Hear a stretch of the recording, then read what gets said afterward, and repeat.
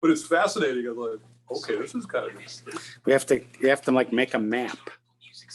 I kind of started. I did start to do something. I was like, all right, how does this work? And where does this go? And I'm like, but I don't know the beginning. I'm struggling with the beginning part right now. Okay. But again, if you have an opportunity, you have to read the one. You have to listen to the one where he's talking about Jesus. It is phenomenal. It is absolutely phenomenal. Growing out of your children. I want a slice of unkosher pepperoni pizza in my car because that's where I just was. Sure there is. That's coffee.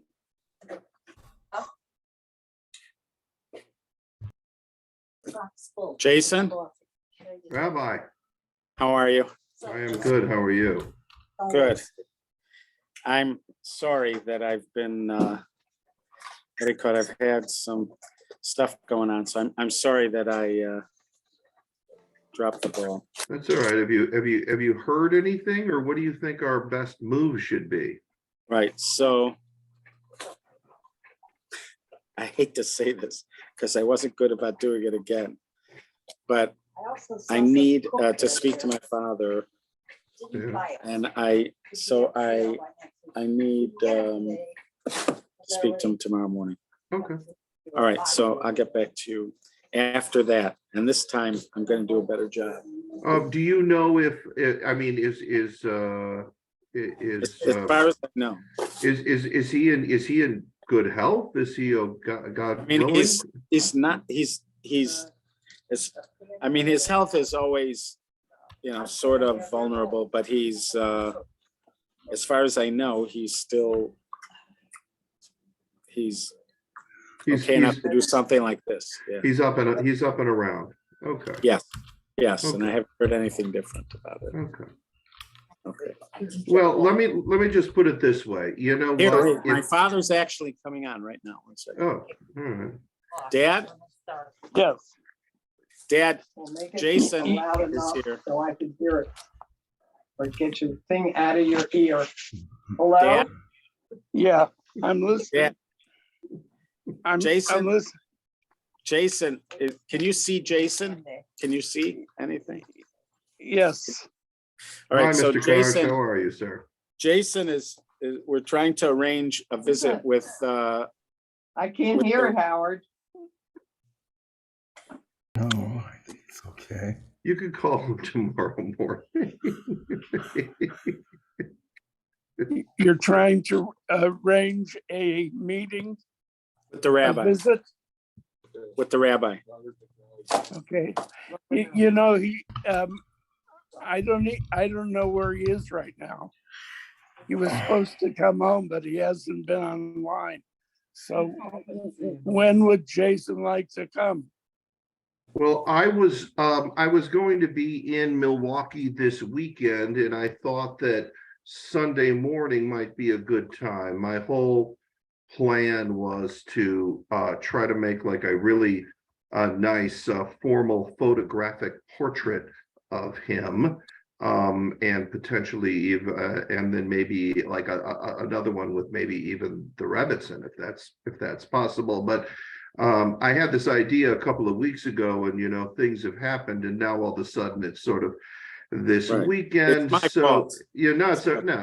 but the larger point is, and I don't want to hold up the class, is that you know what, the best case scenario is that he's here, he's feeling fantastic, and he said, sure, I'll sit for 10 minutes for you. All right. The other case scenario is that at least we maybe put a bug in his ear and said that there's this photographer, student of Rabbi Karsh's, and you've met him before, and he's really wanted to do something like this for a long time, and could we make a time in the next several weeks or whatever, put it on a calendar. So yeah. I will check with this and let Andy know. All right, Okay, you'll tell me tomorrow. Great, thank Okay. you so much. Thank you. Thanks, Dad. Okay, there we go. I love when he calls you Andy. Yes. All right, so first of all, just to give everybody a little view of Hello. We're over here, present accounted for. President, I don't know if I'm counting for it. You've been accounted for it. You account, I count, you account. I count. Okay. I turned it all the wrong street from there. So this week we are focusing on Avraham. This is the beginning of the spotlight on Avraham. He was actually mentioned. He's actually mentioned earlier in the last few verses. Avram is mentioned in the last few verses of Parshas Noah. It's really actually. Can you hear it? No, I don't hear anything. But you must have your. Just going directly. In the last few verses of Parshas Noah,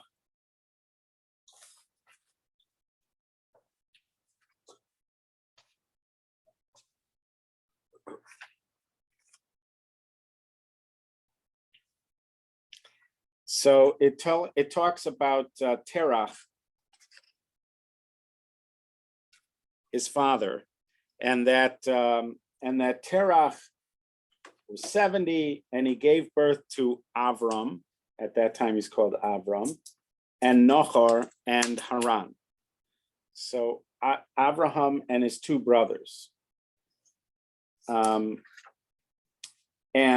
it also tells us that Haran gave birth to Lot, and then Haran died. So Avraham and his brother Nahor and their father end up traveling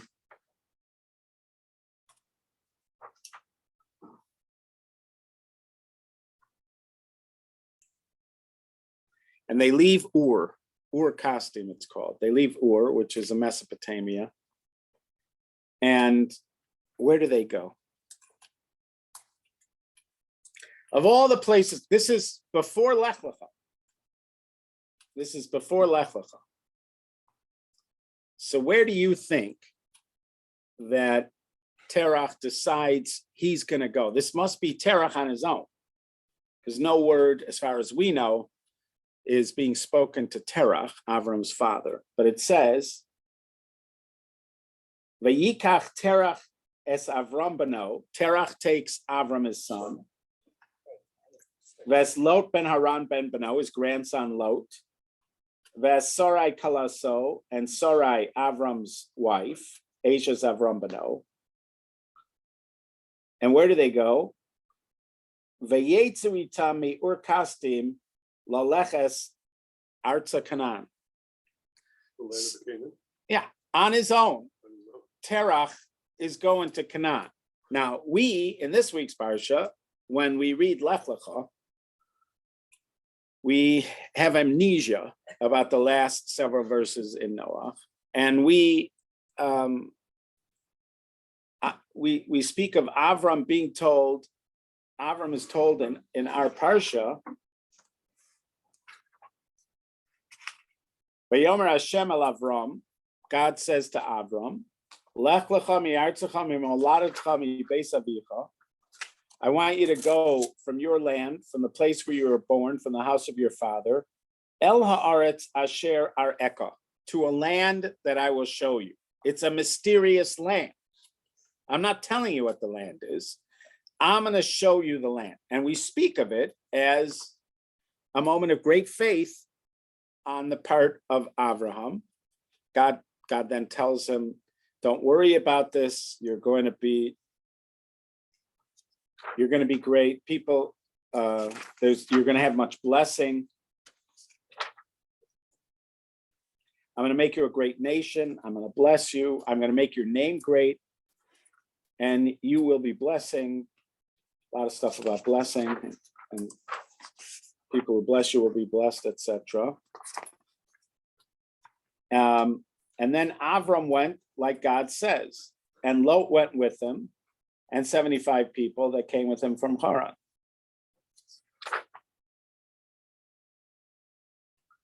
And they ended up going to Eretz Canaan.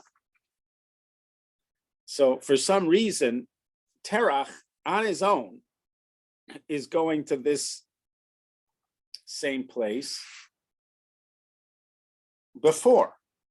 How much time between us? Unclear exactly how long we're talking about. Terach must have passed away before they got there, because Terach's not going with them. It says Terach died in Haran. So they started their trip. They ended up along the way you travel from Mesopotamia to the land of Israel is you have to go up the Euphrates, or Tigris and the Euphrates. You have to go up, you have to follow the rivers because you need water. And that's where all the towns are. That's where you're going to get provisions. You can't go straight across.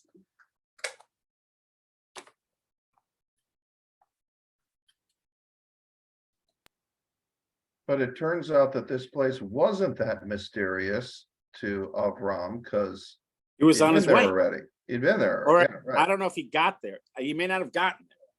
He probably didn't get there, but they were on their way there. They were on their way there in the first place. He may never, it doesn't seem like they arrived. It seems like Terach dies along the way. And then it seems like Avram and family are staying there in Haran, in Haran. Exactly where Haran is, I'm not sure, although I think the people of Aleppo think that might be Haran.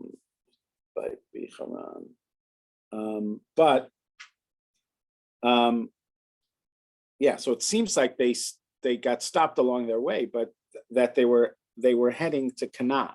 Right. And then God says to him, I want you to go to a land which I'm going to show you. And then he takes him to the same place he was going. Yeah.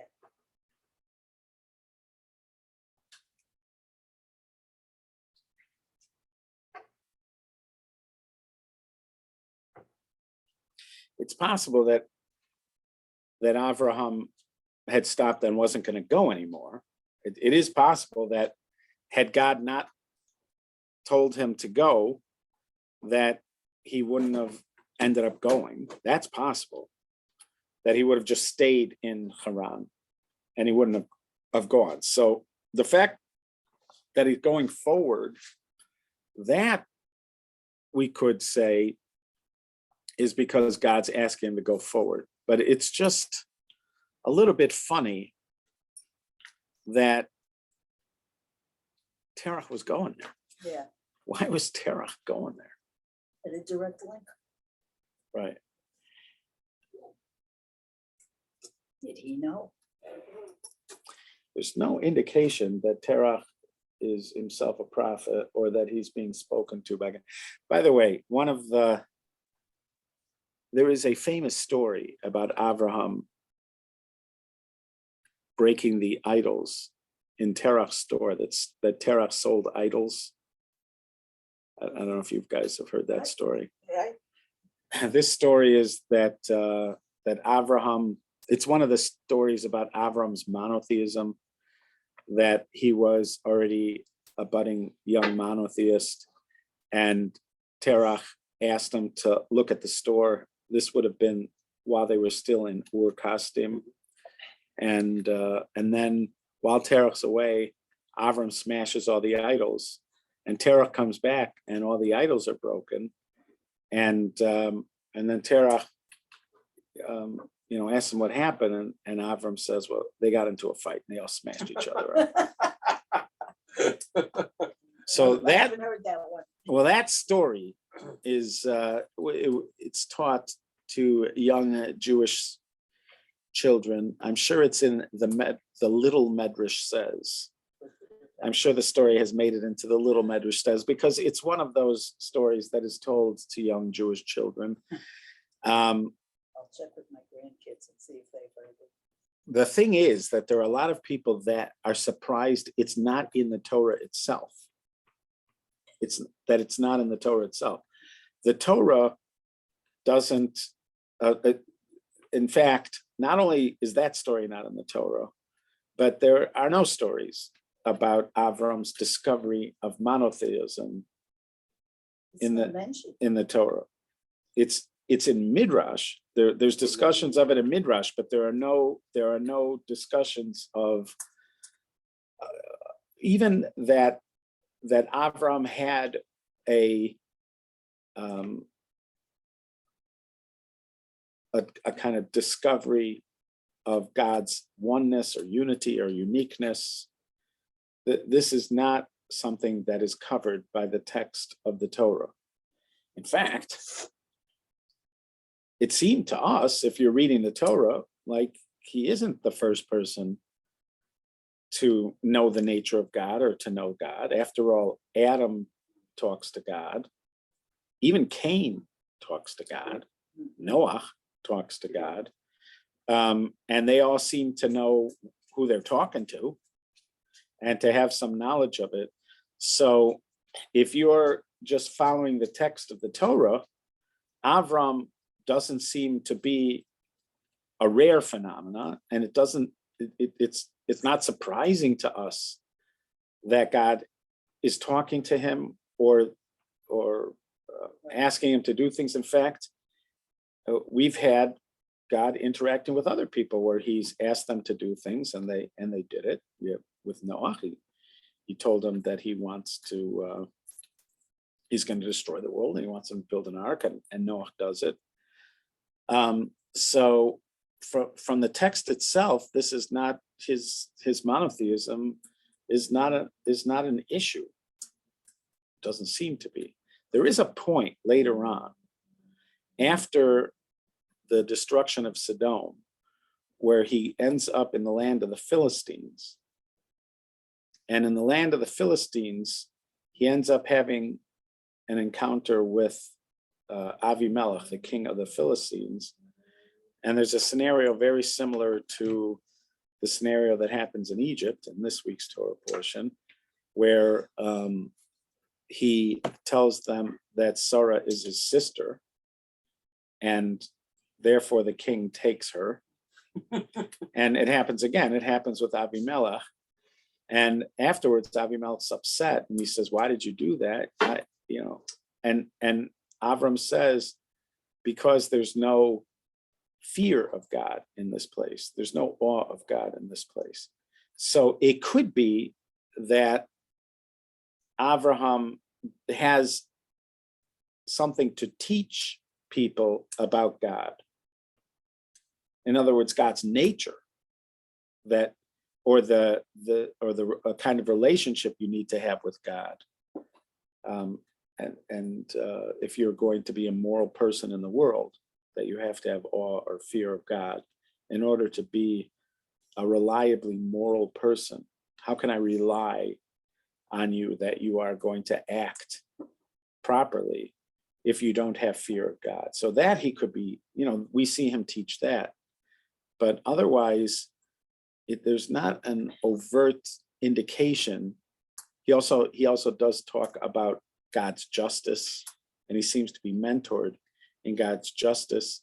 So, and there's something called the way of God. God himself says that I love him, or I choose him because he will teach his children the way of God, which is stako mishpat, righteousness and justice. So I think there's enough evidence that he is teaching people about God, and that he himself is working on understanding God. That we see, but the notion of his special monotheism, that doesn't seem to be developed in the text itself. Now, oftentimes, when the Medrash starts telling stories, it's because the Medrash senses something that's going on. And so they bring to life what it is that what they sense, or they see hints or indications to something. And so clearly the Medrash thought there are hints or indications to this in the text, but if we had just read it without knowing any Midrash, I don't think we would have surmised that Avram is the first monotheist. I don't think we believe he's the first monotheist. Again, that yeah. I'm sorry if you're not, just to get back to this journey for Yeah. a second, Rabbi, is there anything in our tradition that connects Haran with the dead brother of Abraham, Haran? I mean, Again, like maybe there is Terah Midrash that says named yes, that it was named for the death of his brother. that he- after the dead brother. So, okay, so maybe they stopped in, in because his honor of brother- the dead brother. I don't know. right. But it does say that Terach dies there too. Uh-huh. It doesn't say exactly how long after they went on this trip, but it does say the words Vayeshvu Sham. They came to Haran, Vayeshvu Sham. Vayeshvu Sham sounds like they sat there for a while, they dwelled there. So it makes it sound like it is some bit of time. There is some bit of time that they're there, and that maybe Terach didn't die right after his son. They're there for a while. And again, it's possible, we don't know, it's possible from the text that Avram would have just stayed there and never gone on.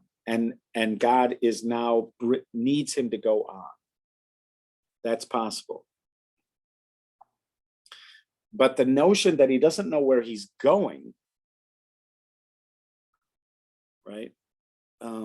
Typical kid doesn't listen to his father. Right. Well, it does. I mean, the text does say, the text says, to the land which I will show you, to the land which I will show you. It does give a sense that he doesn't know. But, when he finally gets there, he's going, really? This is the surprised land? I mean, we were going here. We've been going here the whole time. Is this the surprised land?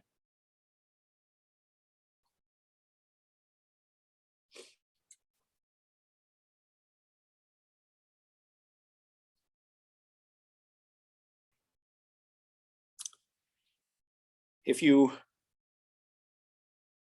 go back to the Noah story, after the flood, there's this sort of falling apart that happens to Noah.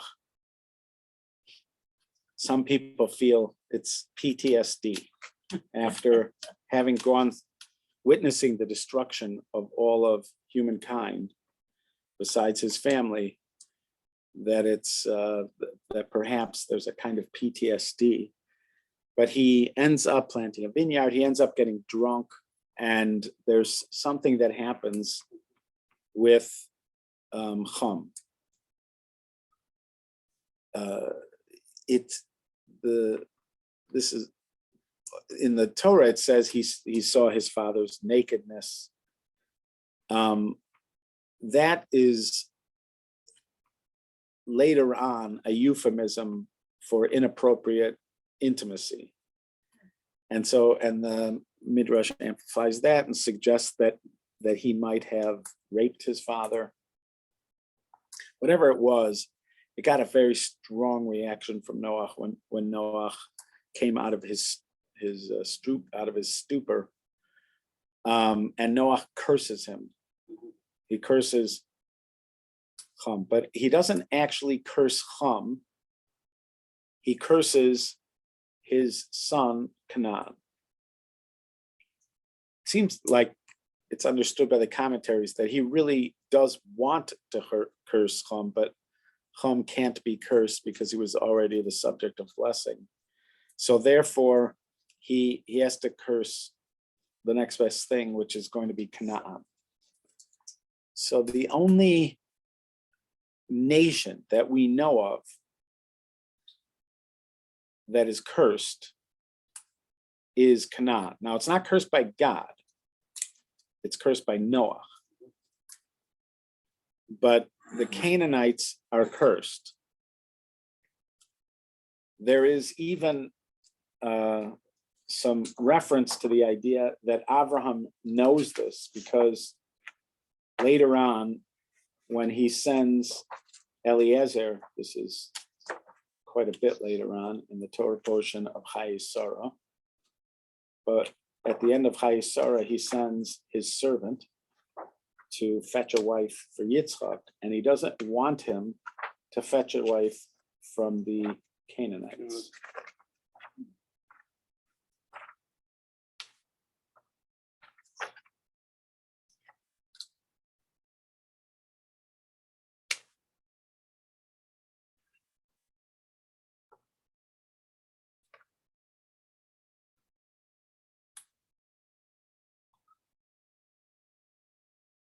Do not, he says to him, do not, he was made to swear.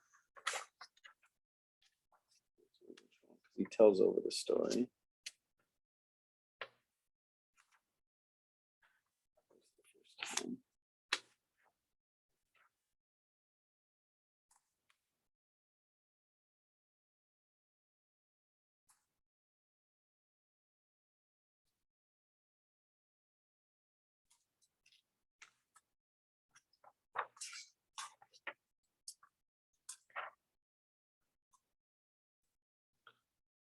God, actually, Avram makes him swear not to take a Canaanite woman for his son, but rather to go back to where he came from, which is going to be Haran, to go back to Haran to get away from his family. But he doesn't want him to take from the Canaanites. And also Yitzchak, when when Rivka tells Yitzchak that she wants, she's really just trying to get Yaakov out of there because Esau wants to kill him. But she tells him we need to send Yaakov away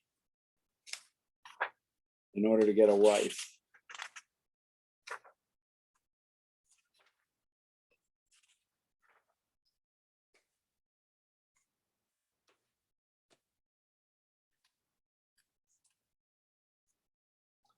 And Yitzchak says to Yaakov and blessed him and commanded him, do not take a wife from the daughters of Canaan.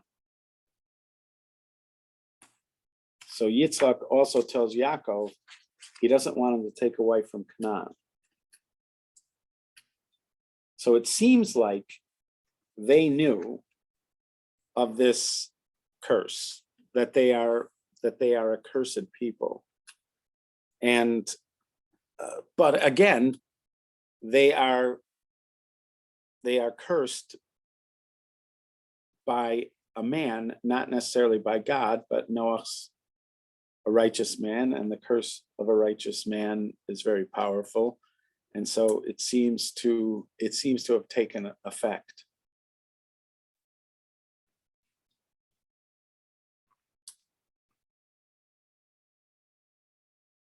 Of all the places that Canaan would end up, because we'll assume that Canaan is cursed, and then at some point his people end up in what is the land of Canaan, and then they prosper and grow and whatever, and they end up being the dominant people in that land. So of all the places that they should go, it ends up that they're going to go to the place that eventually is going to be the land of Israel. They're the only people that are cursed. And then it ends up that of all places they end up, they're going to be in the land of Israel.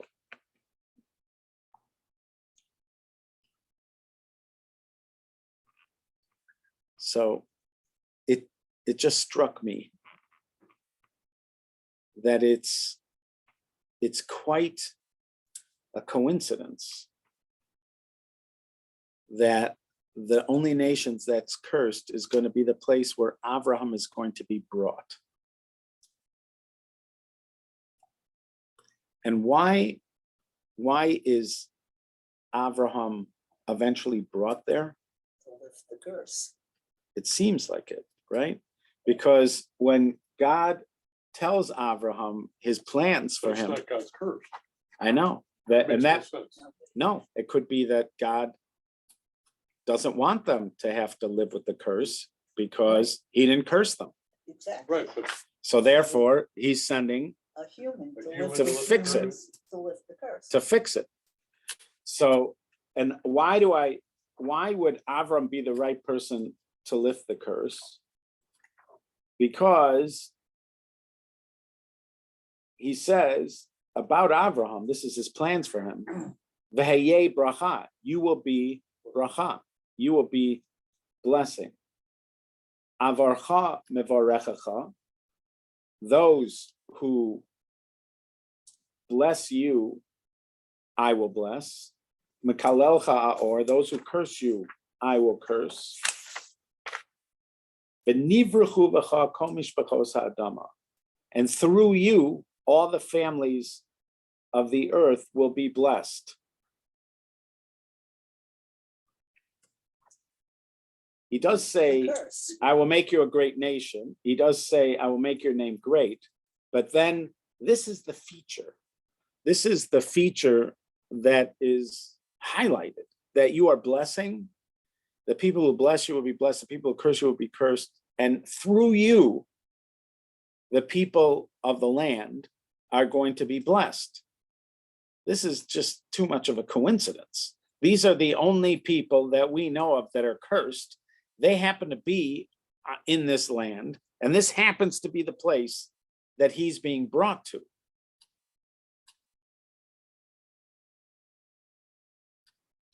Makes perfect sense. The only thing is, we have no indication that that happened. If that's the case, we have no indication that that happened.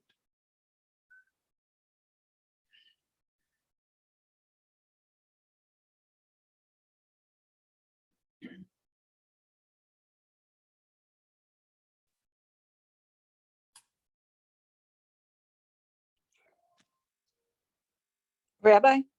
Yeah.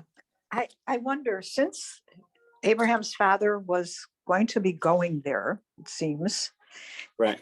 and we read at the end that Abraham was gathered unto his fathers, I wonder if there's some backstory, some big story about Terach also maybe would have changed. I don't know.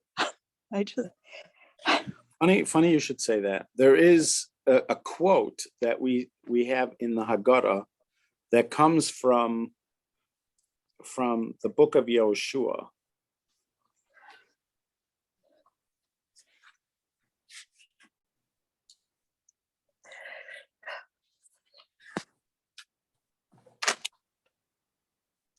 This is my preacher's Bible with a terrible binding. I loved it because it looked like the one He's preachers had had. that for all I know, years. I know. I still love it, but it had the worst binding in the world.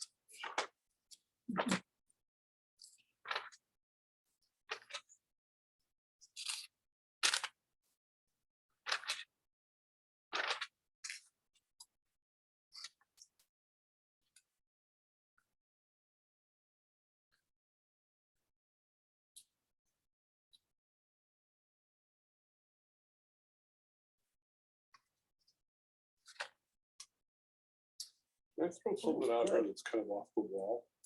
Sure. You have Abraham's father leading Abraham to a land. Yeah. And at the same time, you can argue that you have Abraham leading his son to an altar, to a land, to go ahead and kill him, but he doesn't know what he's doing.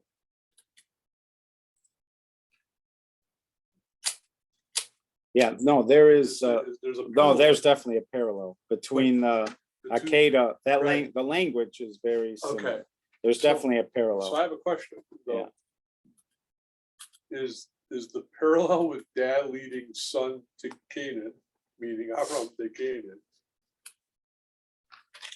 is he leading Abraham? Well, he's leading Abraham to fix a curse.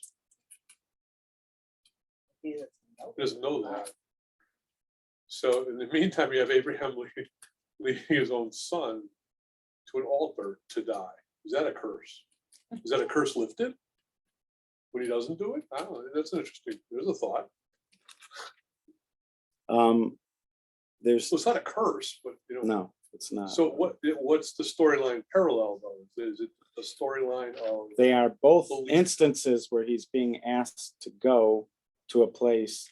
It sounds like at the beginning of Lech Lecha, he's going to a place he doesn't know. And it sounds like when it comes to he knows he's going to sacrifice his son. That part he knows. Right, that's a But he good. doesn't know where. Where? Right. Yeah, that's definitely parallel. But you'd have to do a lot of work on the cursing thing. Because, there's not foundation for that. You'd have to do a lot of work on that. I'm not saying there's nothing there, but you'd have to do a lot of homework there. Where is it? I should Well, let me never. back up.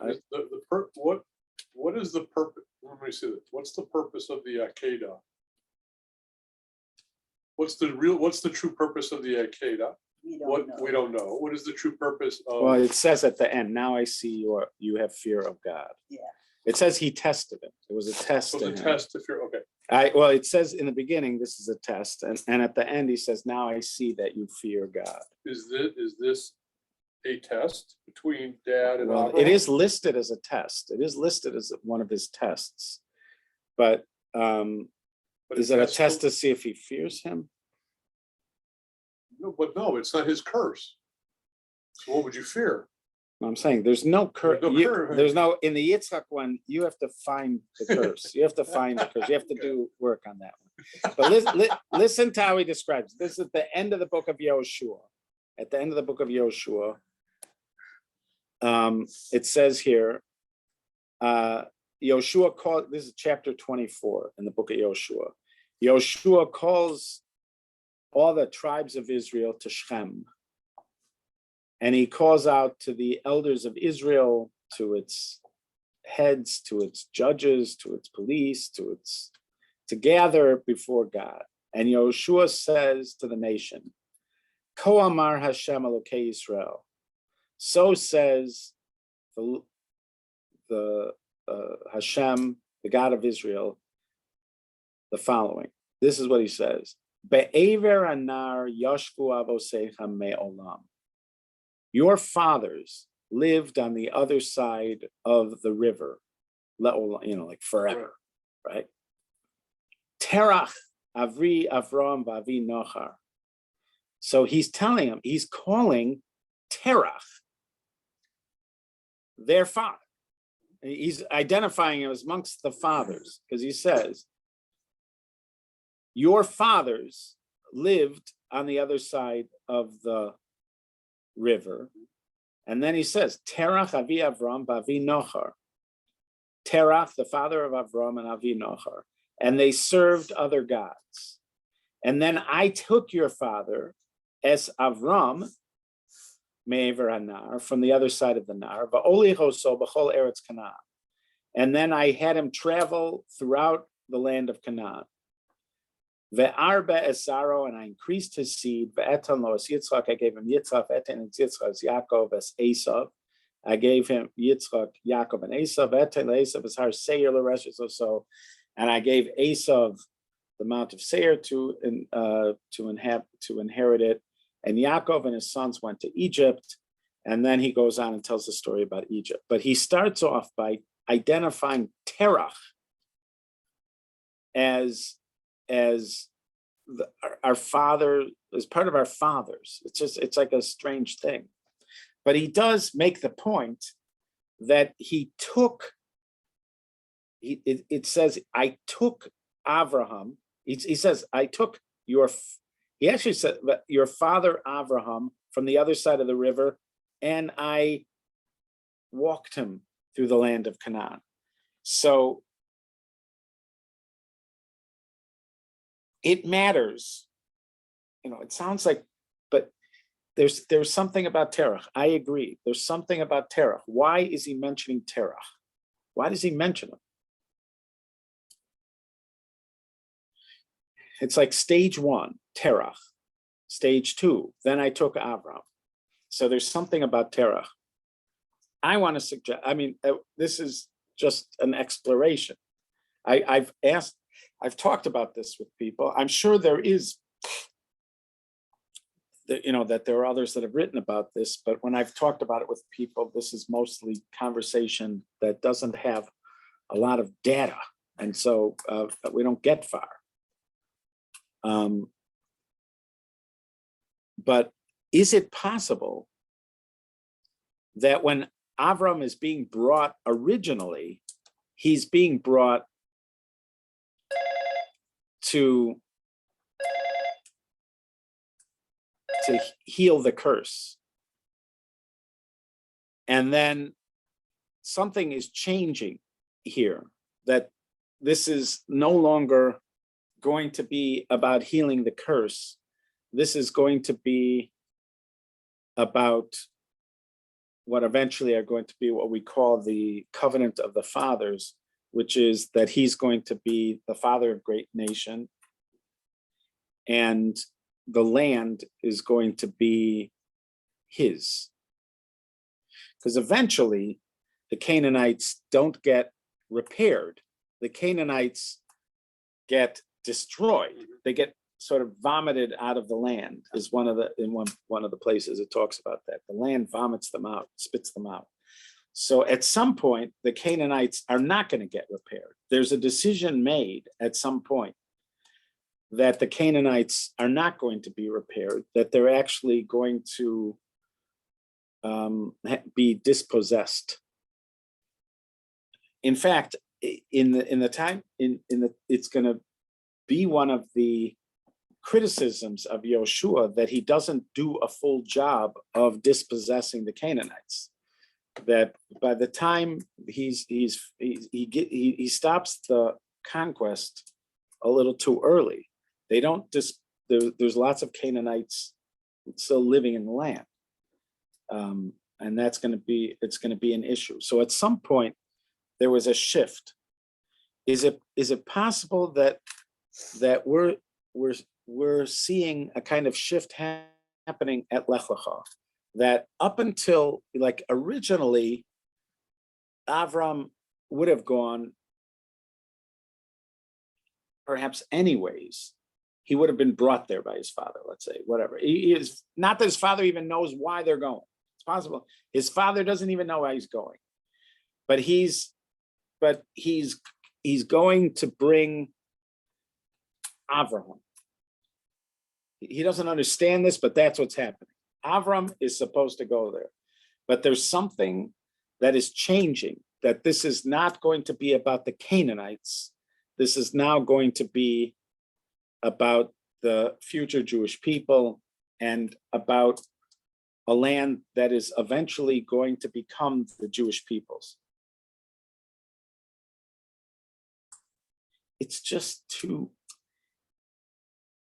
me, it's too hard to believe that there wasn't an original potential that Avram could have transformed the Canaanites or relieved them of the curse. They are cursed and he's blessed. They are cursed and he's blessed.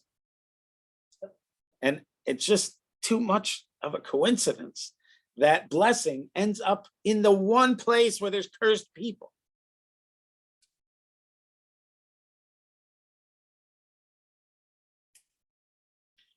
But then we see that he doesn't do it. In fact, he doesn't try. What would be a way you would imagine in our day and age, where we're very politically correct in our day and age, and we like to believe that everybody can change. We like to believe that there's a way to change people. You don't have to kill people. There's a way to change people. It's one of the things that bothers people about the story of Yoshua. Why do they have to kill everybody? Why couldn't there be a way to peacefully change them or whatever, to deal with the situation? This would have been, you have blessing showing up there in a place of curse, but And then Avram won't marry his kids off to them. Yitzchak knows not to marry his kids off to them. That it seems like they sense or they believe that they're not fixable. Because if they were fixable, this is what you'd do. You'd influence them. You have to want to change. Right. So it could be that I'm not saying that it's not the Canaanites' fault. They are cited for all sorts of immorality later on, and that's why the land's going to spit them out, because they have deep-seated immorality. And it's possible that it just got to a certain point and they are no longer able to be fixed or in this way. But it sure seems like it. And to me, I just feel there's like a fragrance of this, a possibility that originally, why does Terach pick himself up and go? You know, the Midrash says they were sort of thrown out, that they had to go, but it doesn't say that in the text. Why does Terach go? Maybe Terach doesn't even know why he's going. And maybe, I'm just throwing this out there, that part of the reason they're going originally is because if you can get Avram in Canaan, you might be able to change those people. Maybe, and then that stops. And then there's going to be a new mission. And this time it's God bringing them in, but this time it's not to fix the Canaanites. He's going to be a source of blessing, and he's going to be a lot of blessing. People are going to be blessed through him, but it's going to be his final success is going to be the Jewish people and the land of Israel. And the Jewish people and the land of Israel is going to require getting rid of the Canaanites. Something changed. It's like a regime change. Yeah, but something. We do have to account, I think, for the fact that God did not curse the king. You know, that particular thing. It wasn't God's curse, it was Noah's curse. And Right. I wonder if that works on this somehow. I know, but it could be that what you'd have to say is that it was a curse of man, and at some point they sort of live the results of it. It's a self-fulfilling curse. Yeah. Something like that, because at some point they do seem irredeemable.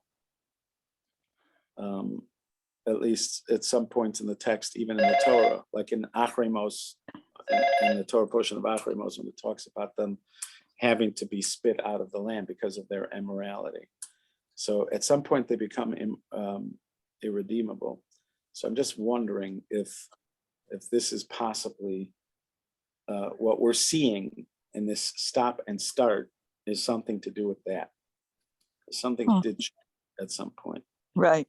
That phrase, by the way, across the river, I mean, that could be such a metaphor for such a different kind of change that,